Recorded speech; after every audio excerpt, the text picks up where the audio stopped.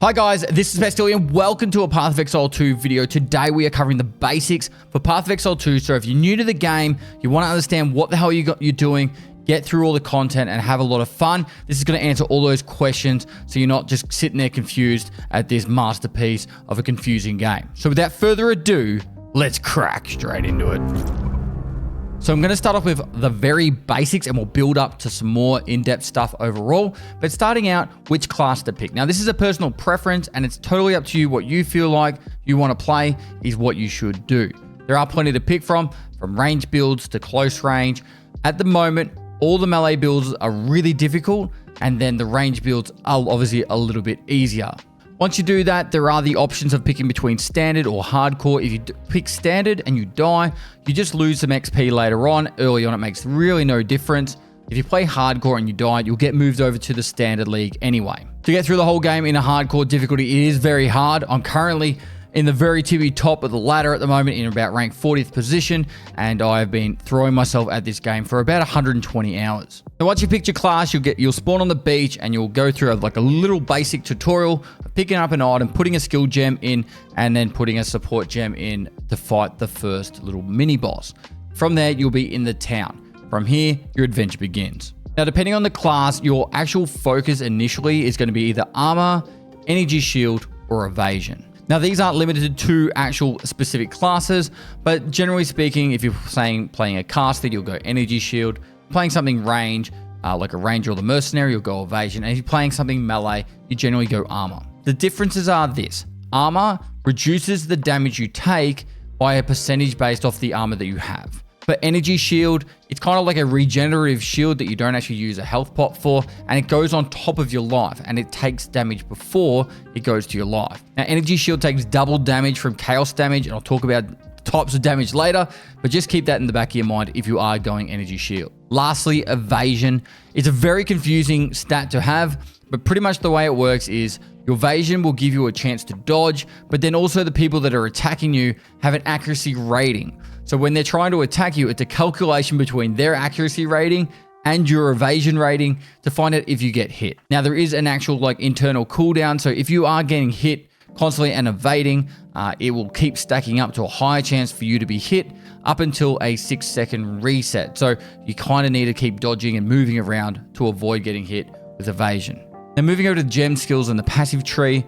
When it starts with gems, it's a really good idea to just play around with all the different types. Start within your actual build. So for example, if you're a witch, try out all the witch style attacks like contagion. Or if you want to go like say a sorcerer and you go, down the elemental tree. They are not go down the elemental path. Now, it's not limited to actually going that specific thing. You could pick up a bow and go down the bow path as a witch, but at the moment, it's still kind of a bit clunky. You're trying to get over to the passive points that will support that. So let's just say, if you're new to Path of Exile, stick to the skills that are kind of targeted towards your class. There'll be plenty of opportunity to experiment with this stuff later. Now, support gems. So these support gems can be experimented with and you can make up some really cool combinations and be very powerful even very early on. Little thing to note down the bottom left when you go to the support gems is there actually is a list to actually open up the full list, and I really should show you this first because a lot of people don't even realize that it's there. So you can actually go through and check out all the different support gems in the list. Now, not all these support gems will go for every skill, and it'll actually show you which ones will work. Also take in note that if you are using different kind of style of support gems, you might need to get more points in strength or dexterity or intelligence so you can actually use all the different types of support gems that you want to use. Now over to the passive tree. Initially, when you open this up, it's going to be very daunting. Once you actually start getting a feeling for your actual playstyle and the actual objective of what you actually want to do with your class, you could actually start putting yourself in a direction of, I want to do more damage or survive more. And thankfully, there is a search function, so you can actually search for, say you want to get more energy shield, you can write energy shield and it will highlight all the nodes that will help you with energy shield. There are heaps and heaps of guides out there for what class you can, beginner starting builds and all that, and you can follow them all out there. I would highly recommend checking out people like Design, but right now I'm just trying to get you down to the basics. I highly recommend just having some fun and just going out there and just playing through the act, putting passive points into whatever you feel like. As early on, it's not too expensive to respec. All right, so as you're progressing through the game, you're going to run into a lot more harder mobs and you're going to be trying to survive more and more. Every boss in this game is like a Dark Souls fight to the death, and it can be quite difficult, but you can actually do things that will help you a lot, particularly resistances.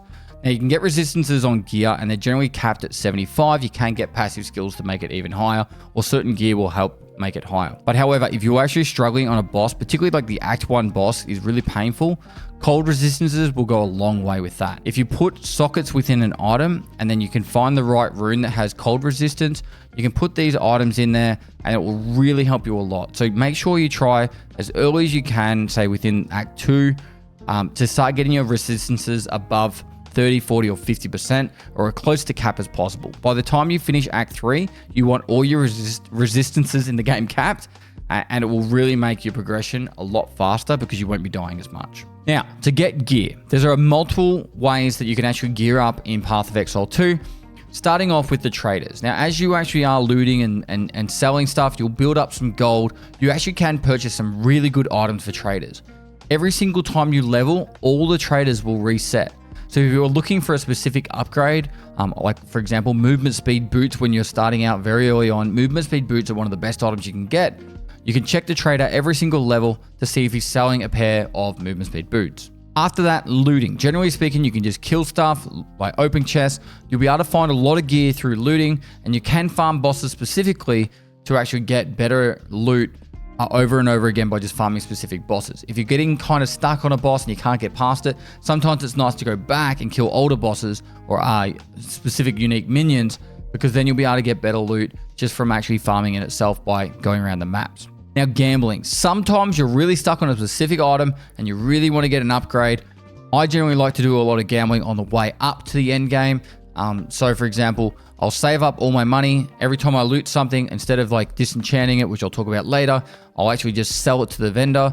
And then eventually I'll just go to the gambling merchant and I'll just gamble away at the same item over and over again until I get something that I like. Crafting. Now, there's so much to talk about when it comes to crafting, but ideally you can upgrade and slowly perk up different items by using different materials to make them better. It's generally speaking gambling, and you'll hopefully be able to find something that's good. And the amount of times that you're going to actually butcher an item by crafting, it's quite hilarious, but it's a lot of fun. It's actually one of the unique beauties of Path of Exile, because it can give you those highs when you finally do craft that specific item that you're actually after. Now, if you're not playing on the solo self-found realm, which is the SSF, if you selected at the very start, that is limiting you to specifically playing by yourself, no party members, and no trading. If you're not limiting yourself to that, then you can use the trading option. Now, there is a website that you can go to, and you can list items up on the website and trade via that. You will need to have premium tabs to be able to actually trade on the website. So I'll put a link down below. If you actually are wanting to trade, you can message people and buy items through the actual online trading, just like that. Now, I do want to touch very briefly on the crafting, just so you can get your head around how it actually works. But generally speaking, early on, the items will have 2 prefixes and 2 suffixes. A prefix is the buffs that happen at the start, and the suffix is what happens at the end. So when you're actually using the items to upgrade them, the early ones will have 2 and 2, and the later ones will have 3 and 3. So just keep that in mind when you're trying to add certain things to items. They actually can only have a limited amount of certain things. So you can't have like 4 different resists on an item. It can be only limited to 3, for example. And if you're looking for something like, I want +1 to minion skills on an item, but it's a prefix, not a suffix, you might actually be thinking that you can still get it when you can't. So initially speaking, that's kind of the basics of how items work. Then on top of that, the prefixes and suffixes have a different tier ranking. Now, tier 1 is the worst, tier 10 is the best, and they can only go as high based off the item level. So if you hold Alt and look at an item, it'll show you the item level, and certain things are only available at certain item levels on an item. I know this is getting very confusing, but I just wanted to understand that initially before you start wasting currency on crafting, and you can have a better understanding of what you're actually getting yourself into. I could make a full video on crafting and all the tips and tricks around that, but I think that's just enough to get you through the basics, and then you actually understand what you're doing when you're actually using these items. Initially, I would highly recommend just saving a lot of these items and not messing about too much. So then later on, you can use this stuff for trading on the actual trading website if you're using the actual PoE trading in the game. Now, some things that are going to help you along the way. Initially, you'll be using the scroll of identifications to ID all the items that you're finding as you go. However, very early on in the first act, you're going to unlock the hooded secret dude. Pretty much reminds me of Deckard Cain from Diablo 2 or Diablo in general. But yeah, he'll be able to give you free identification. Something you can actually do to speed up the process, if you hold control and left click him, it will automatically ID all the items in your inventory. Next up, a little later on in the first act, you'll be able to unlock the Workbench. It's in a separate spot in the same area as the Executioner, and once you've killed a unique there, you'll be able to unlock the Workbench and it'll be there for your rest of your playthroughs. Now, what the Workbench does, it means that you can actually scrap certain items. So if an item has a socket on them or any other quality, you can actually scrap them at there and get the actual crafting materials so you can upgrade the items you're actually currently using and then be able to put sockets on there to put runes in later. I know it's getting confusing. I'm trying to keep it simple. I highly suggest that when you are going around, if you do see these socketed items or items with quality, you should be using the Workbench to salvage them so you can use those on the actual gears that you're going to use. Now, lastly, you'll unlock the Reforger in the third act. And once you have that one, if you have 3 of the exact same item, you can actually put those 3 items inside the Reforger and it will recraft it into a new item. This is kind of like gambling. So when you have I literally have tabs of the same scepter and I'll just chuck them all in there and hope that I'll get finally the one that I want, which honestly, I've done hundreds and I still can't get the one that I want. All right, over to what to loot. For acts 1 to 3, you pretty much want to loot every blue and yellow item, obviously uniques if they pop up. And then if you are trying to craft, then I would be disenchanting everything. If you're not trying to do some gambling, I would be selling them these items. This is going to help you out a lot, getting that initial currency flow and cash to get you through the actual first 3 or 4 acts. Once you hit act 4, you can kind of stop looting the blue items as much unless they're the kind of items that are going to help your build, and then focus mostly on the rare items so you can just get through the content that little bit faster. And then once you've finished the actual main campaign being acts 1 to 6, then you can focus primarily on items specifically just for your class or just currency. You kind of need to keep in the back of the mind that the more you are actually out there killing stuff, the faster you're going, or the more you're going to be leveling and the less time you're going to be wasting around town. So really you want to itemize or limit your looting to the best items possible. But obviously early on, you need to get that base bit of loot. So for acts 1 to 3, loot every blue, yellow, and obviously legendary item. Acts 4 to 6, focus on the rares and legendaries, and 6 plus items for your class and currency. Also, when you're doing the end game stuff, it is really good to loot the rare items to disenchant for regals, so then you can do crafting as well. Now over to quality life and time savers. So first things first, the map reset. So say you found a really good map, I'd highly suggest using the red veil on the first act to actually get yourself up a few levels early on. If you want to reset that map, if you're entering the zone or going through the waypoint, you can hold control, left click, and it'll bring up a menu. You can click new, and then you can start a new map just for you. All the mobs will be respawned, and you'll get to clear through it again. This is also handy that if you're actually playing on public servers and then you join someone else's server and it's a really high ping, you can actually reset the map, pick new, and then you'll be able to be on your local server. So say, for example, I'm playing from Australia, but I go on a European server, the ping's like 300, it's going to kill me. I can actually just reset it and move into an Australian server. So going into a map or going to an area, holding control when you click the area or going via the waypoint, you can actually load up it to be a new fresh map. Now, one of the biggest time savers and the reason why this game is free in the first place, or at least after it goes to 1.0, is because their monetization structure is via cosmetics and also what we call stash tabs. Stash tabs will save your time immensely, and I highly recommend getting a couple of them. If you've bought into the PoE 2 like early access, you're already going to have 300 currency, and these generally go on sale once a month. So if you want to wait till the actual next sale, you'll be able to get a lot more. But generally speaking, you want to get at least one quad tab and also a currency tab. That will get you over the line.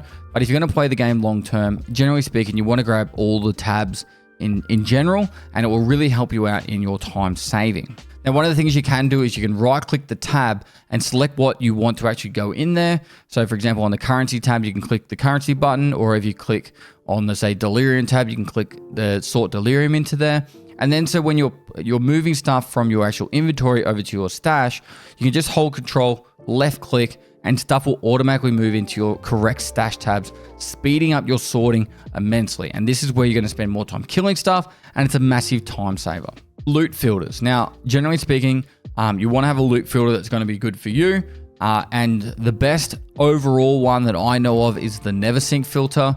I've used this all through my PoE 1 days, and he's already put one out for PoE 2. I'll put a link down below to the one that I'm currently using for when I'm leveling. Now, what a loot filter really does, it highlights the loot that's actually good for you and kind of just makes it harder to see, or it will even hide items that have no purpose for you. The PoE 2 filter by Neversync pretty much just highlights the items that are worth picking up. Say if they've got a socket available or a quality, it'll actually make it so you actually see those easier, which means you'll be able to pick them up and then go and do the correct stuff with them, being either salvaging, reforging, or disenchanting. This will help you a lot with sorting out what items you really should be picking up and what you don't need to worry about as much. Now, things that will really help you as you progress through Path of Exile as well is adjusting some of your settings. Starting off with the loot settings, making sure loot is always shown. The hotkeys, I believe, are Z and Alt, but realistically, you need to go into the settings, check to make sure your loot settings are shown. Also, health bars. This will help you out a lot. Go through all the interface options, make sure they're all turned on, particularly when you're learning, and this will just make it so you don't die because you didn't see that your health is down, or the mobs around you. You can see all their health, and it will really help you out when you're trying to actually move about. Map transparency is another big one. If you press tab, it'll put the map in the middle of your screen, but it's really messy. You can get rid of all the extra crap that's on the map and just have it 20 or 30% transparency on the actual solid line of the external of the map. So then you can actually just play the game and it's kind of there in the background, but it's not distracting. I do this a lot when I'm clearing maps and moving around. All right, guys, that's the end of this video. Hopefully you found it useful. I was mostly making this for my community because they kept asking me questions. So if I just make a video, it's out there. But if it goes out to the wider PoE community, hopefully there's something that you guys learned. I'm really obsessed with this game. I'm loving it. I'm about 130 hours in, and I cannot get enough of this. I am live streaming on Twitch pretty much every day at the moment, doing 12 to 16 hour streams of Path of Exile 2. So come give me a follow over on Twitch if you want to see how far I can go up that rank ladder on Solo Self-Found Hardcore, and bring all the questions you want, because I'll try my best to answer them, or my community will. They're very lovely. If you enjoyed the video, make sure you like and comment for the YouTube algorithm. Let me know, or let other people, if you've got any questions, chuck it down there. Help some other people out. Generally speaking, my community is very good. I come from Escape from Tarkov, and there's a lot of people that either learned at Tarkov through me or have helped other people in my community. Last but not least, subscribe, notification bell to keep up to date for the latest content.